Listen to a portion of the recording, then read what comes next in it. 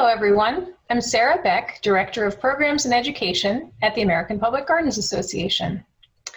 I will be your staff representative during this virtual conference session. Before we begin, here are a couple of tips to get the most out of your virtual conference experience. First, if you are experiencing poor video quality or audio quality, we suggest closing other programs on your computer, especially other browser tabs. Your inbox will still be there at the end of the session, I promise. If you have any other problems or questions, association staff are available to help. Give us a call at 610-708-3010 or send us an email at info@publicgardens.org.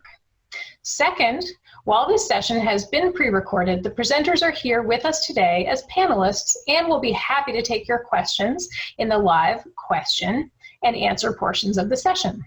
At some point during this session, the presenters may activate a poll. Poll responses are anonymous, so be sure to let us know how you really feel. Finally, you can submit your questions using Zoom's Q&A function that you will find in your Zoom toolbar. Questions can be submitted anonymously. You can also upvote other questions to indicate you would like to hear them answered. We will try to answer as many questions as we can during the live Q&A portion of this session. Some questions may be answered directly through the Q&A feature. Thank you, and enjoy today's session.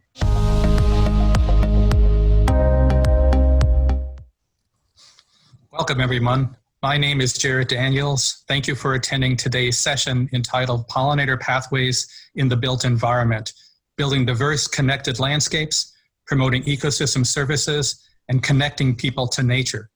This session will demonstrate how public gardens can help conserve insects and the critical ecosystem services that they provide, while also delivering benefit to their organizations and their communities. Specifically, through a series of project examples, we will highlight how pollinator conservation efforts can be used to enhance environmental outreach, the use of engagement for diverse new audiences, plant conservation and promotion, and the pursuit of new partnerships and funding opportunities. Our panel includes Kim Pegram from the Desert Botanical Garden, Jennifer Cruz Sanders from the State Botanical Garden of Georgia, and Johnny Randell from the North Carolina Botanical Garden. Each panelist will introduce themselves as they go along, and I will lead off today's session. Again, my name is Jared Daniels, and I'm the director of the McGuire Center for Lepidopter and Biodiversity at the Florida Museum of Natural History. An entomologist by training, I focus on insect conservation and recovery, particularly at-risk butterflies and native insect pollinators. My lab works across a wide array of different landscapes, from natural systems and farmscapes to roadsides and suburban yards and neighborhoods. My goal today is to introduce you all to the insect pollinators, the wonderful world of insect pollinators, and how these highly charismatic gateway bugs can help reimagine the sustainability and impact of our rapidly evolving urban landscapes. With almost 1 million described species, insects eclipse all other forms of animal life on the planet, not only in their sheer numbers, diversity, and biomass, but also their importance in overall ecosystem function. They provide several significant ecosystem services, including food for other wildlife and organisms. And a good example are songbirds. So in your own yard and gardens, you know that you see songbirds regularly. The food that they provide to their developing young is mostly insects during the spring months of the year. They also are important decomposers. They're natural enemies and biocontrol agents. A great majority of them are also herbivores, and in the process of eating plant material, they recycle nutrients back into the soil for the benefit of other plants and wildlife. And of course, also insect pollination. Animals are responsible for the pollination of approximately 87.5% of all flowering plants on the planet. And we know that the bulk of this service is delivered by insects. They also are responsible for the maintenance of plant diversity, which in turn is necessary for the production and maintenance of healthy natural systems and agricultural systems. Just from my home state, they also are really important when it comes to the food production of crops worldwide, leading to the driver of the global economy and also our food security. In Florida, just as an example, an annual agricultural production is valued at about $1.1 million, delivered entirely by insect pollinators.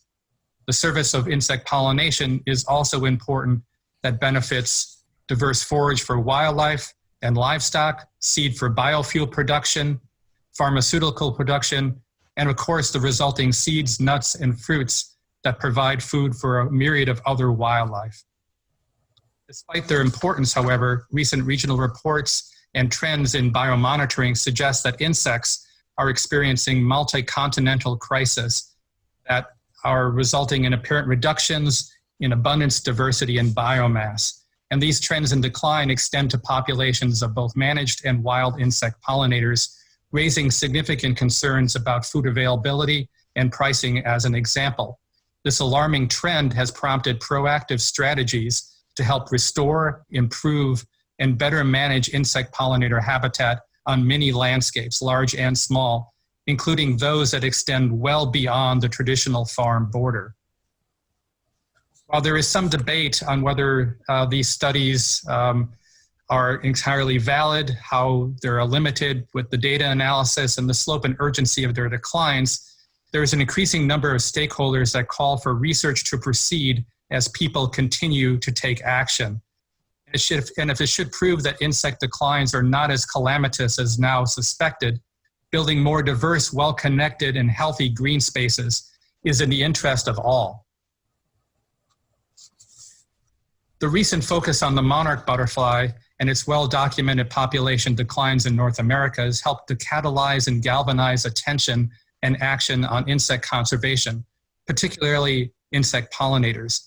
In particular, one study estimated that as many as 1.8 billion additional stems of milkweed would need to be added in order to return the monarchs to a sustainable population size, and suggested that an all-hands-on-deck approach would be essential to reversing these substantial declines. The resulting rallying cry has offered a unique opportunity to educate and engage the public about critical roles that insects play in the broader environment and the many ways that all of us can contribute. We suggest that this strategy warrants immediate action to address the severity of the reported insect decline and exemplifies what needs to be done to safeguard the future of biodiversity. What this approach also dictates is that now more than ever, all landscapes are important. This includes agricultural lands, energy and transportation rights-of-way, wild lands, and patches of habitat within available urban and suburban yards, parks, and other green spaces. For this strategy to work effectively, however, we must all participate and understand that the choices we make in our landscapes really do matter. Studies have shown that even minor changes, such as including native plant species and increasing overall plant diversity, help support a greater diversity and abundance of wildlife, particularly insects.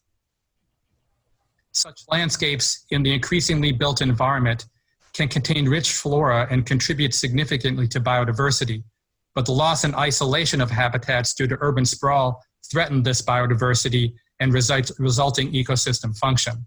Identifying potential corridors, developing green space and networks, and increasing structural connectivity is needed to preserve and restore biodiversity and should be part of the overall conservation strategy approaching all landscapes. The large numbers of linkages needed to accomplish this are only feasible by embracing the matrix of backyard habitats, parks, and utility rights-of-way and other green spaces found in urbanized areas. There are, of course, many benefits to the approach beyond just biodiversity maintenance, including carbon sequestration, aesthetics, increased air quality, water conservation, urban heat abatement, and public health. Similarly, such landscapes provide new and increased opportunities for people to connect or reconnect with nature. By doing so, we can strive to establish more healthy and sustainable spaces for both humans and wildlife. Fortunately, we have the ability to elevate and advance our unified voice through informal science learning institutions such as public gardens that attract millions of visitors annually and are well-placed, trusted community anchors to help tell these important stories, create or restore critical landscapes, and ultimately enact change. And institutions do not have to do this alone. We provide a list of trusted pollinator information resources and funding opportunities at the end of this session. In addition, numerous partnership opportunities exist. One such example is the Association of Zoos and Aquariums Saving Animals from Extinction effort, or SAFE. SAFE is designed to help mobilize the collective expertise of AZA institutions, zoos, and aquariums across the nation to leverage their massive audiences to help save species at risk. The latest focal SAFE organism is the monarch butterfly, and in this context is used as a charismatic flagship for all pollinating organisms, primarily insects. As this program rolls out in 2020, it would seem like an excellent catalyst to help forge new collaborations between two massive ISC organizations, American Public Gardens and AZA, for a common cause. So I hope that we can move forward in a way that will leverage opportunities for partnership, enact change, and ultimately take advantage that all landscapes really do matter and are important. Thank you so very much. So my name is Kim Pegram. I'm from the Desert Botanical Garden, and I'm going to talk a little bit about what Desert Botanical Garden is doing for pollinator conservation and how other public gardens can get involved. So Jarrett did a really good job of introducing why pollinators are important and why it's important that we all contribute to this. But you might be asking yourself, why botanical gardens? Why is it important for botanical gardens to get involved? And that's because pollinator conservation is really about native plants. It's about planting native plants that provide the resources that pollinators need, just like the monarch and planting native milkweed is needed to boost their populations. As well, botanical gardens, as you know, have the expertise of horticulturalists, botanists, ecologists that are needed for this conservation. They have the expertise, and public gardens have the capacity to reach a wide range of people, and wildlife can actually help engage people, engage in this appreciation of plants. So at Desert Botanical Garden, our pollinator conservation initiative, we call it Grow Out, we launched in 2016 with a focus on monarchs, and that's because of the widespread appeal. It is kind of that charismatic butterfly that everybody knows. But then have since expanded our mission to include other pollinators. We take three approaches to pollinator conservation that all kind of work together. We have outreach and education, where we're out planting habitat and teaching people in the community. We do a lot of native plant propagation, and we have a research program that's focused on better understanding monarchs and other pollinators in our region. So we found early on that one of the limiting factors for pollinator conservation in our area was limited plant material. It was really hard to find the native plants that we needed, especially milkweeds, for our monarch conservation work. So with the help of grants, we started a propagation program, mostly on off-site rented space.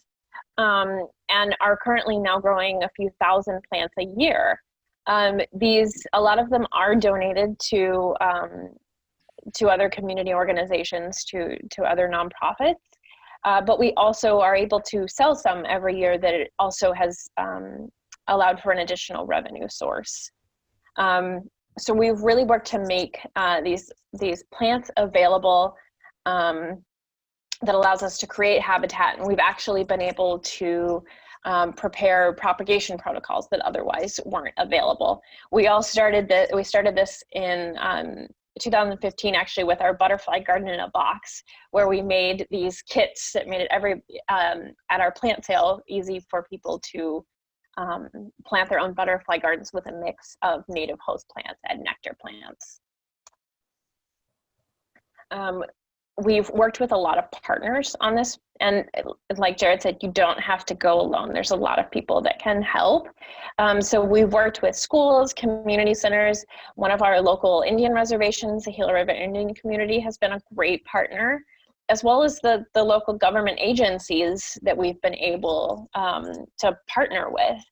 And one of the great things about this is that, especially with some of the federal agencies, if you're working with them, they can sometimes provide funding for the staff coordination of these programs. We also do programs at schools, libraries, camps, with these take-home messages of how people can help pollinators. That's one of the great things about pollinators, is that everybody can help. They can do, planting native plants in their yard, patios, or even sharing the message is important. And then the last piece we have, we really wanted to be able to use the best information available for our conservation efforts. So we started researching with a focus on conservation efforts. So our large goal has been to determine the best milkweeds to plant for monarchs, and also we've been tracking the pollinators and beneficial insects on them. So we've been studying their egg-laying preference, monarchs, and how well their caterpillars survive on the plants. We've been able to compare milkweed species in the field. Arizona has actually 30 different milkweed species, so it's been a fun project. And we've also been studying the pollinators and beneficial insects that are attracted to milkweed. But as a public garden, all of this research is kind of focused on the plant aspect and how these insects interact with the plants. And our research, we tailor it to make sure that it talks to our audience, talks to the backyard gardeners, the other visitors to the garden that are interested in this, to answer the questions that they are most interested in. What milkweeds should I plant? What pollinator plants should I choose? When do they bloom? How much nectar do they provide? So an example of this is a recent paper where really the take-home message is, this milkweed is better than another. And that's really easy to understand for our visitors. We also have been able to show that a lot of the milkweed species, or that some of the milkweed species do provide a benefit to honeybees and other pollinators. So even if we have this initial focus on milkweeds and monarchs because they're so charismatic, we're able to show this additional benefit. And planting milkweed helps more than just monarchs. So for public gardens that are interested, may not have, I think a lot of people are interested in pollinators and probably have taken some steps. But if you are a public garden that's interested and doesn't want to take on a huge program, here are some small ways that anybody can get involved. Even starting at planting a pollinator garden at your garden that with interpretation, working with the community, even creating a guide for pollinators in your area. So I wanted to say thank you to our funders, and also to I want to make sure I highlight the work of Natalie Malkinoff at Desert Botanical Garden. She's helped to coordinate a lot of these efforts and has been really helpful. Hello, I'm Jenny Cruz Sanders. I'm the director of the State Botanical Garden of Georgia. And as Jared mentioned in his introduction, we know, as an example, that we need 1.8 billion milkweed stems to support in nature. And as Kim emphasized in her presentation, botanical gardens do have the capacity to help address pollinator needs in nature, because we have horticultural programs to propagate native plant species. We have education programs that can help educate the public about the importance of preserving both plants and insects. And we have conservation programs that can identify the right species and habitats to be working in. So with this presentation, I'm going to provide you with 3 examples of programs that we have been developing at the State Botanical Garden and how they have evolved over the years to help us address some of these needs. They are the Native Plant Initiative, the Connect to Protect program, and a new one, Georgia Pollinator Plants of the Year. I want to reference and acknowledge 2 of my colleagues at the State Botanical Garden, Lauren Muller, who is our Pollinator Garden Coordinator, and Jennifer Suska, who is our Conservation Coordinator. Both have helped to develop these programs over the years. So the Native Plant Initiative was established to address a recognized need for native plants. There were not enough locally sourced native plant materials on the market. And this effort is across a range of habitats and settings, from wildlands to the built environment. And the idea was to connect growers with people who can purchase native plants and use them in their backyards or for restoration or land management projects, and to increase the availability of important, common, local native plants. The Native Plant Initiative has several key components. 2 I want to focus on today, which include developing cultivation protocols and sowing techniques for these native plants, and also creating demonstration sites and gardens. One of these important demonstration sites is at the Botanical Garden itself. We recognized several years ago that we had a remnant prairie, which is an important habitat for pollinators. And so over the years, we have been working with funding to restore and expand this prairie at the Botanical Garden. It's a prairie that occurs in an easement, and currently we have funding through Georgia Power to create an example of how we can restore and promote these habitats, and then do research to show the kinds of animals and pollinators that they're supporting. Our various plans for our prairie include prescribed fire, strategic mowing, preventing invasion by exotics or very bullying native plant species, but also augmenting this restored area with native plants propagated in our Native Plant Center. Another tool that we're working on includes propagation techniques, and our conservation horticulturalist, Heather Alley, has developed a guide as a first step towards doing this. This is free and at our website, and anyone can use it. It identifies soil mixtures, ways to start plants from seeds or cuttings, where these plants can grow, and also the pollinators that they support.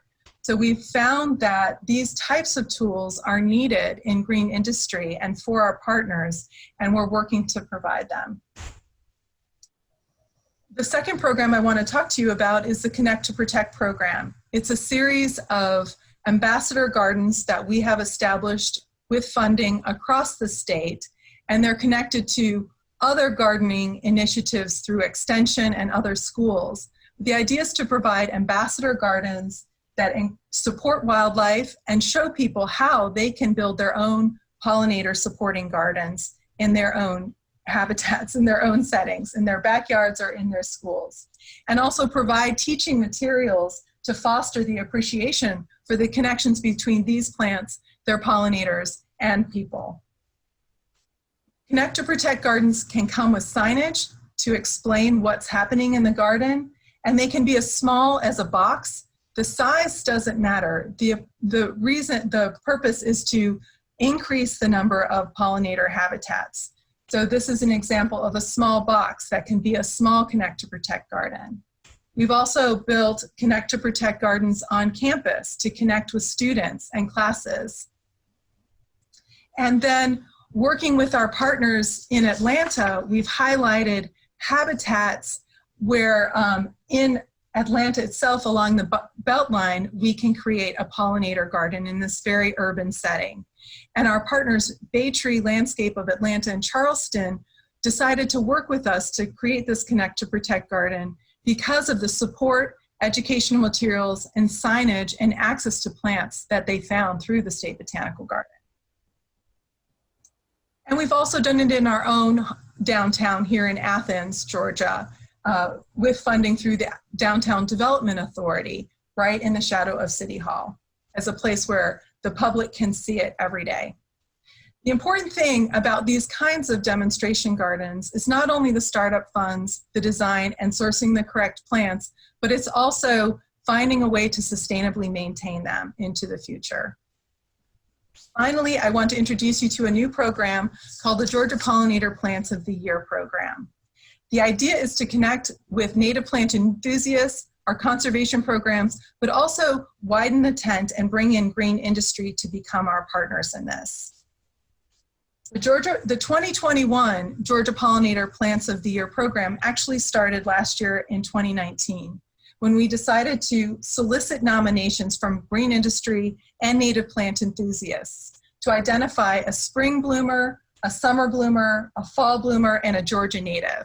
We decided not to restrict it to only native species. We wanted to cast a wide net and open a dialogue between green industry, who are often growing cultivars, and native plant enthusiasts, so we can begin that dialogue and exchange.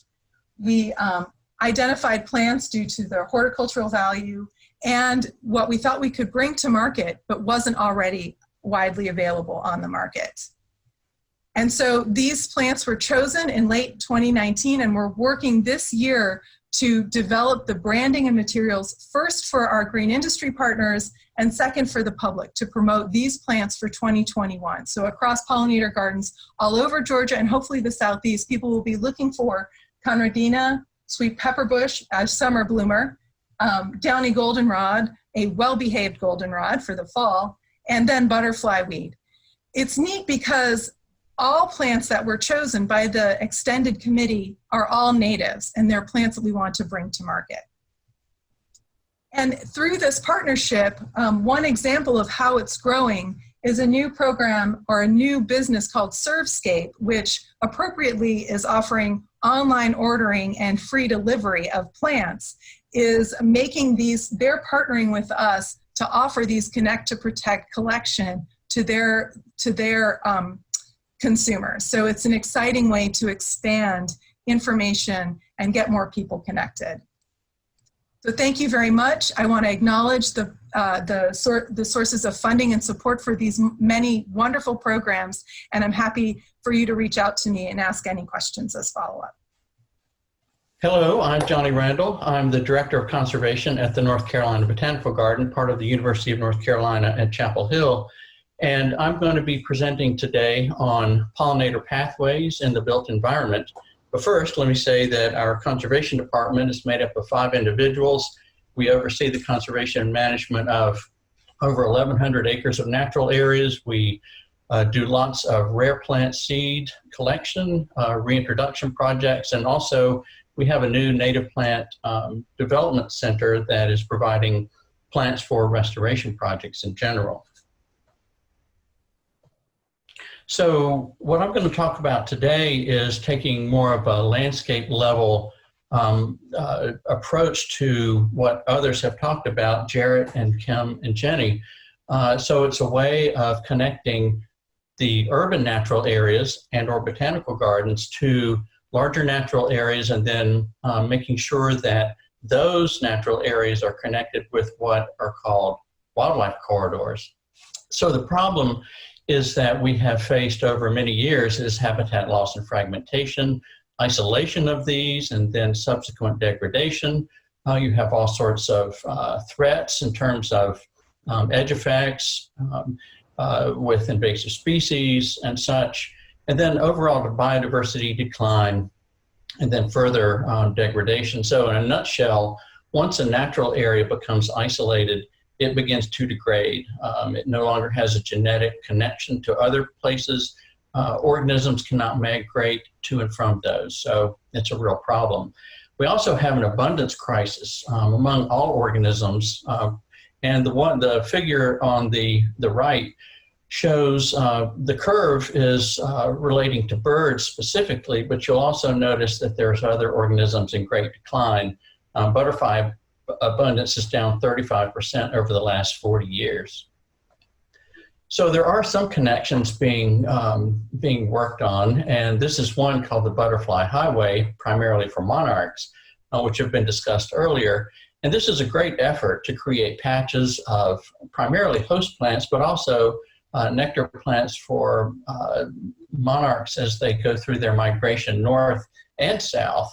So those are both important directions. But these patches are patches. They're not contiguous with one another, and therefore they don't benefit the whole suite of organisms that they might. So our botanical garden was the administrator of a local project for our region in central North Carolina with lots of different partners, and we created a plan for wildlife habitat connectivity.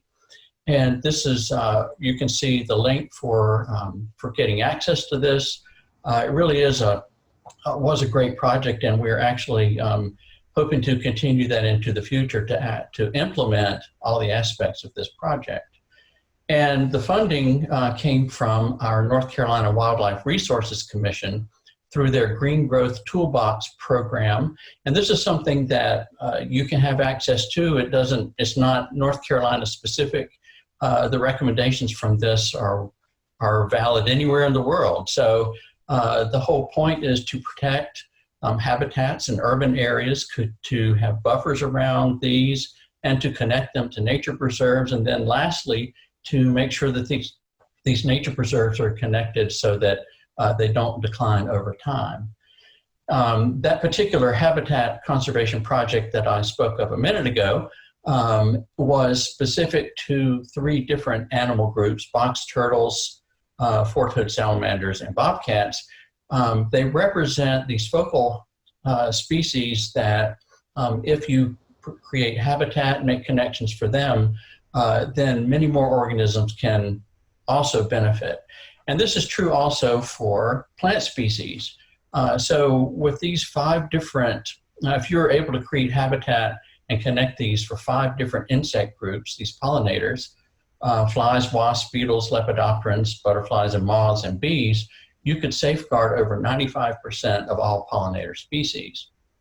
And I'm just throwing this fun facts about bees in here just for fun, but bees are really incredible. They're probably, by far our most important pollinators, especially our native bees, but also, of course, the non-native honeybee is an important pollinator for many commercial crops. So insects and landscape connectivity, these are some of the important elements of connecting these habitats. So these insect guilds or groups like Lepidoptera move through the landscape looking for host plants. So you need to ensure that the host plants for these species are present, and that if those species that migrate especially depend on connectivity, because as climate is changing, so is the vegetation going to change in these areas, and therefore need to ensure that they can migrate with the plants. And for guilds that are central place nesters, like flies and bees, wasps, etc., connecting these landscapes in climate change is also really important. Now, many insects have, and invertebrates in general, and other organisms, even plants, have limited mobility. So habitat connections are really essential if we're going to maintain these populations over time. Now, there is scientific literature on this information. This is one I just pulled out. I think it's a great example of a highly urbanized area. This is actually in Belgium. And they were able to demonstrate by having these preserves in urban areas, whether they're a backyard or a botanical garden, can really benefit the conservation of pollinators. Our own Xerxes Society has done a lot of the work for us. They have created not only lots of information available on their website for conserving pollinators and benefiting them, but also these great publications on habitat assessment so that you can actually determine how good the habitat is that these pollinators need and ways that you can benefit that habitat. And our own botanical garden has created just recently how-to guide for creating pollinator habitat. And this works pretty much anywhere in the Southeast, even though it's, and then it has specificity for the mountains, Piedmont, and coastal plain. But this is also really useful restoring pollinator habitat in degraded wildlife corridors. So let's say you have a cornfield that's separating two important wildlife connections or plant life connections. There's guidelines in here for how to rehabilitate that so it can support pollinators and other organisms. So thank you very much. Please feel to contact me at this email address with questions or comments. Hello, everyone. I'm Sarah Beck, Director of Programs and Education at the American Public Gardens Association. I will be your staff representative during this virtual conference session. Before we begin, here are a couple of tips to get the most out of your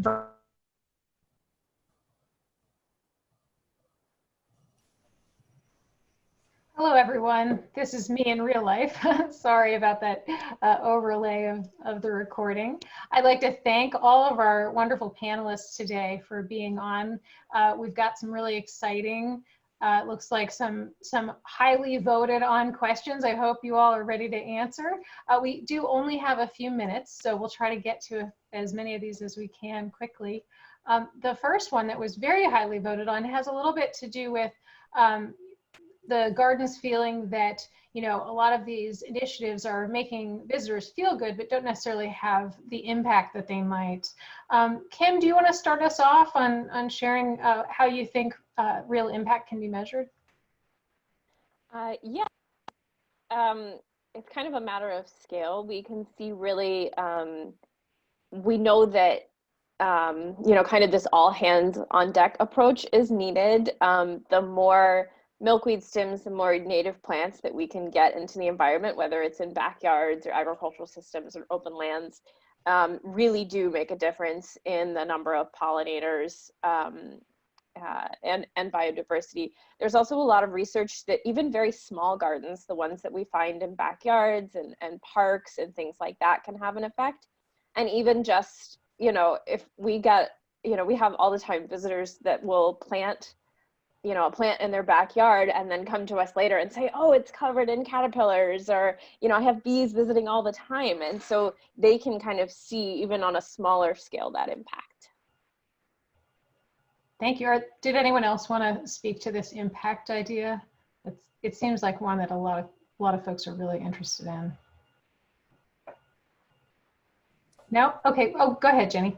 I was just going to say that's the focus of some of our research too. So as we begin to build more natural restored habitats with these plants that we know support pollinators, we're beginning to do those surveys, and then we have students who are setting up plots to also document. So we have a lot of anecdotal evidence, just things that we see or document through photography or our own encounters in the gardens. But it's going to be exciting to see some of the research come in over the next few years too, as we begin to take a more focused and systematic approach towards it. Thank you. Yeah, this is really cutting edge. It's very exciting to have you all reporting on research.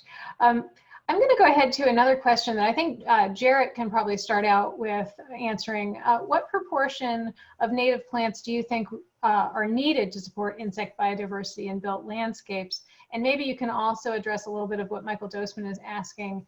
He's curious if there are any insights on the degree, if any, on non-native plants, if non-native plants can support native insects. Sure, those are great questions. And I think there's a lot of research that is showing that it's really about diversity, bloom abundance, and evenness within the landscape. So not just including native plants, there are a number of wonderful ornamentals that can be included, but trying to maximize kind of those three indices, diversity, evenness, and abundance of bloom, will have the biggest impact on insect pollinators.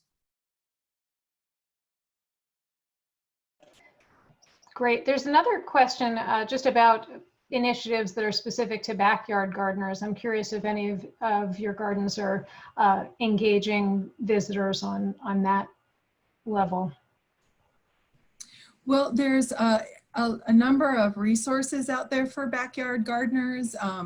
Any groups such as Xerces Society or let's see, even NRCS or the National Wildlife Federation. There's lots and lots of resources out there for backyard gardeners. There's some great books that are there. For the Southeastern United States, I do highly recommend the 30 perennials for pollinators as one very specific, very detailed effort that we've put together to help gardeners who might want to propagate from cuttings or from seeds or ask specific questions of the nurseries that they like to shop in or come to our plant sales. So there's really an abundance of resources out there for backyard gardeners, and with almost any sort of gardening effort, it's about trial and error in your own backyard, identifying where you might have a more shady site or a wetter site, and then trying to target the right plants. But to echo something that Jarrett said, it is about diversity in the garden. We really promote making sure that there are floral resources for nectar-loving pollinators or pollen sources all year long, spring, summer, and fall. Making sure that there are host plants to support the caterpillars, and also nesting sites. So in the ground, or bare ground, don't mulch everything, or nesting sites for insects that nest in different sorts of habitats. So offering that diversity is really important. So taking a look at your backyard and making sure that those things are there too. Also pesticide free is what we recommend. And I would also just note that there are a tremendous number of resources locally and nationally for identifying the insects that you might see, at least the common pollinators, because as soon as you start getting aware, the backyard gardeners start getting aware of that, they'll really become enthusiastic about gardening for wildlife. That's all fantastic. Thank you so much. I love that you all were addressing this idea of, or the fact that native plant materials are hard to find, and trying to meet your visitors with actual access to garden plants that they can purchase. And certainly I would add that it's a great idea to keep in the advocacy arena also on that issue, because we know the nursery industry can use garden support in increasing those plant materials and being accessible on those too. I believe we are out of time. I'd like to thank all of you, the presenters, for being here, and all of you who are here with us as attendees. The next session is the Idea Cafe. I hope everyone is going to join us for that. Thank you so much for being part of this session, everyone. Have a great rest of your day.